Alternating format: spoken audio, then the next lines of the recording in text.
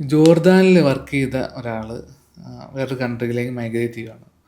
അവർക്ക് എങ്ങനെ Jordan PCC എടുക്കാം? ഓക്കെ. ജോർദാൻ PCC എന്ന് പറയുമ്പോഴത്തേക്കും അവിടെ വർക്ക് ചെയ്തിട്ടുള്ള ആളുകൾക്ക് വളരെ സിമ്പിളായിട്ടുള്ള ഡോക്യുമെന്റ്സ് സബ്മിഷൻ ചെയ്താൽ മതി. വിസ അപേക്ഷ കോപ്പി, പാസ്പോർട്ടിന്റെ copy, first entry date, last exit date. പിന്നെ അവർ ഏത് കൺട്രിയിലേക്കാണ് പോകുന്നത് ആ കൺട്രിയുടെ നെയിം ഇത്രയും തന്നാൽ മതി. 10 to 12 working days എടുക്കത്തുള്ളൂ. Okay.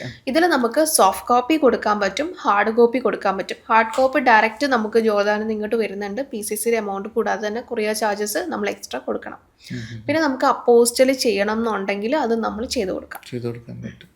Okay. അപ്പോൾ ഈ മെയിനായിട്ടും വരുന്ന ഡൗട്ടുകൾ എന്തൊക്കെയായിരിക്കും? ജോർദാൻ്റെ അതിൽ മെയിനായിട്ട് വരുന്നതെന്ന് പറഞ്ഞു കഴിഞ്ഞാൽ ഇവർ ഈ പറയുന്ന സ്റ്റുഡൻസ് ആയിട്ട് പോകുന്നവർക്കൊക്കെ കുറച്ച് ഡൗട്ടുണ്ട്. ഞങ്ങൾക്ക് ID കാർഡ് ഇല്ലല്ലോ, അപ്പോൾ ഞങ്ങൾക്ക് കിട്ടുമോ എന്നുള്ളത്. അപ്പോൾ ഇവർക്ക് ഈ ഡോക്യുമെന്റ്സ് ലിസ്റ്റ് വളരെ ചെറുതാണ്. നമ്മൾ മിക്ക ആൾക്കാരും ഇവിടെ PCCയെ കുറിച്ച് അവർക്ക് കറക്റ്റ് ഒരു ഐഡിയ ഇല്ല.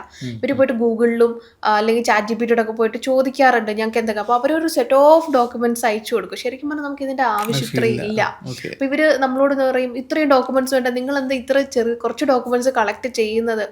ഞങ്ങളെ സംബന്ധിച്ചിടത്തോളം ഞങ്ങൾ ഇത്രയും വർഷം എക്സ്പീരിയൻസ്ഡ് ആയതുകൊണ്ട് നമുക്കറിയാം ഇത്ര മതി എന്നുള്ളത്. അപ്പം വൈഡ് ഇൻഫർമേഷൻ നോക്കാതെ കറക്റ്റ് ആയിട്ടുള്ള ഒരു ഏജൻസിയുടെ അടുത്ത് വന്നു കഴിഞ്ഞാൽ നിങ്ങൾക്ക് വളരെ സിമ്പിൾ ആയിട്ട് കാര്യങ്ങൾ അതെ അതെ ഒരു മിസ്ഇൻഫർമേഷൻ ഒഴിവാക്കാൻ, ആ പ്രോസസ്സിന്റെ ടൈം ഡിലേ ഒഴിവാക്കാനും പറ്റും. അതെ അതെ. ഓക്കെ. അപ്പോൾ നിങ്ങൾക്ക് ജോർദാൻ PCC വേണമെന്നുണ്ടെങ്കിൽ ട്രൂവേ കണക്ട് ചെയ്യാവുന്നതാണ്.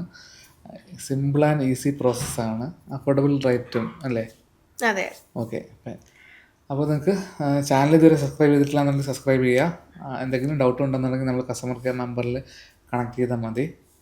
ഓക്കെ.